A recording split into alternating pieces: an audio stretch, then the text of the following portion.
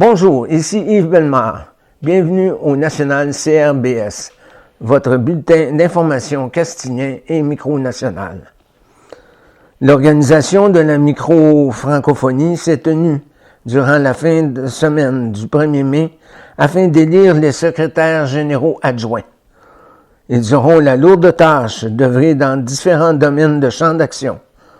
La mission sera de s'assurer du bon fonctionnement de l'OMF. Tous ont été réélus sans opposition.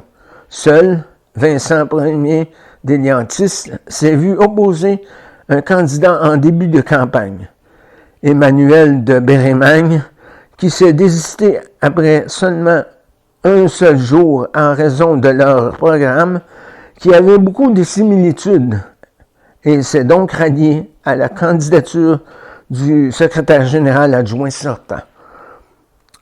Les représentants des micronations, membres de l'OMF à l'Assemblée générale, ont toutefois voté en faveur, contre ou blanc.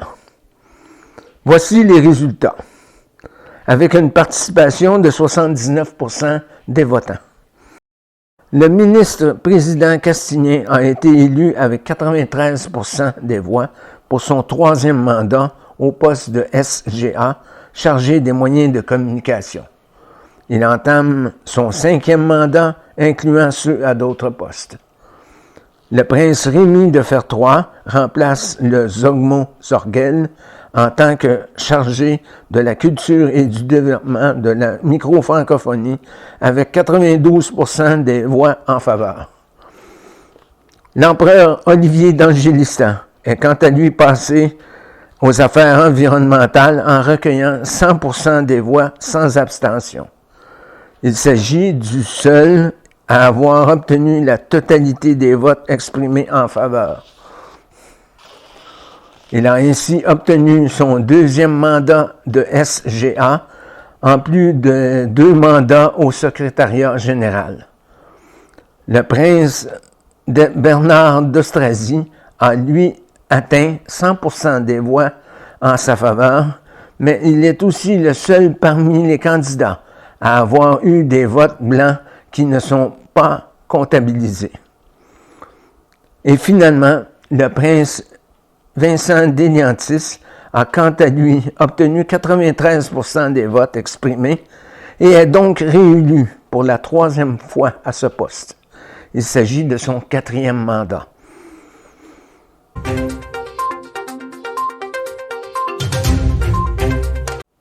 Depuis l'adoption de la nouvelle constitution castilienne, les autorités du nœud Gravia de Saint-Castin ont lancé le processus de modification des symboles nationaux.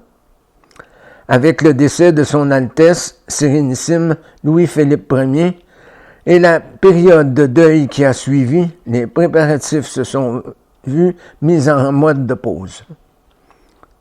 Avec l'intronisation prochaine de la Neugravine héréditaire, le renouvellement et l'actualisation des armoiries adoptées sous le règne de son prédécesseur ont pu avoir lieu.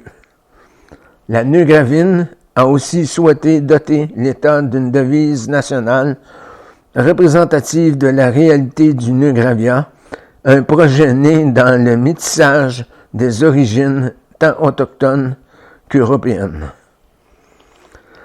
Par décret de la Neugravine de Saint-Castin, son Altesse Sérénissime Marie-Philippe, les armoiries nationales ont été modifiées. La nouvelle devise castilienne, Omnes una nationem origines, signifiant en latin « toutes les origines dans une seule nation », a été ajoutée à la cartouche au bas des armoiries. Saint-Castin ne possédait pas officiellement de devise, mais pendant une courte période, s'étalant de mars 2015 et juin 2016, on pouvait y voir énergique apposée au sceau officiel. La couronne neugraviale a de son côté été modifiée dans un style graphique qui est davantage réaliste de la couronne véritable. Les armoiries modifiées officiellement le 10 avril dernier et le document a aussi été signé au nom du gouvernement par le ministre-président Dominique de Sainte. Il s'agit ici de légères modifications afin de souligner une nouvelle étape pour le nœud Gravia. Au cours des prochaines semaines, nous allons aussi procéder au changement des armoiries provinciales dans l'optique du changement politique qui s'opère depuis l'automne.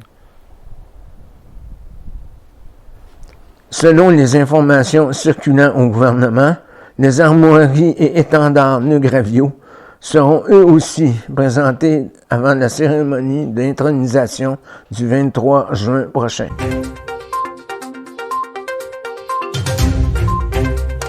C'était votre national CRBS.